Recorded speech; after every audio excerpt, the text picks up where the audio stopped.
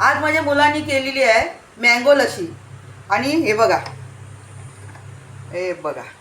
Wow काय मस्त आहे ना।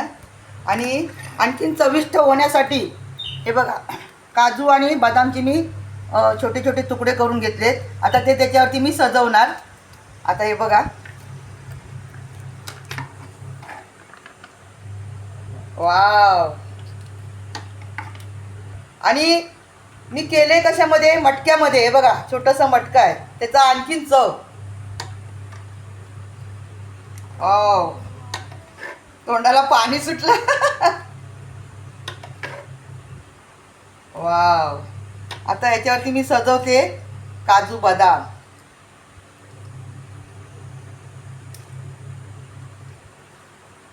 मस्त चविष्ट मँगो लस्सी तयार थंडगार घरच्या घरी कुटुंबासोबतची मजा आहे की नाही।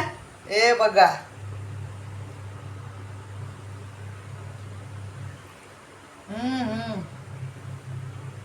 एक नंबर मित्रांनो खरंच। हा आनंद ना हा मे महिन्यात मिळतो वर्षातून एकदा आणि तो सुद्धा कुटुंबासोबत आहे की नाही। हे बघा तुम्ही पण असं बनवा थंडगार लस्सी मँगो लस्सी आणि आपल्या कुटुंबासोबत मजा घ्या।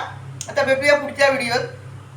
मला जर जमलं तर मी यावरचा मोठा पण व्हिडिओ टाकेल आणि तुम्हाला सुरुवातीपासून दाखवेल जे काय आपलं आहे ते रेसिपीचं सुरुवातीपासून दाखवेल। आता छोट्या व्हिडिओत मला दाखवता येणार नाही, मग त्यासाठी तुम्ही ह्याच लस्सीची मजा घ्या आणि भेटा आता पुढच्या व्हिडिओमध्ये। धन्यवाद।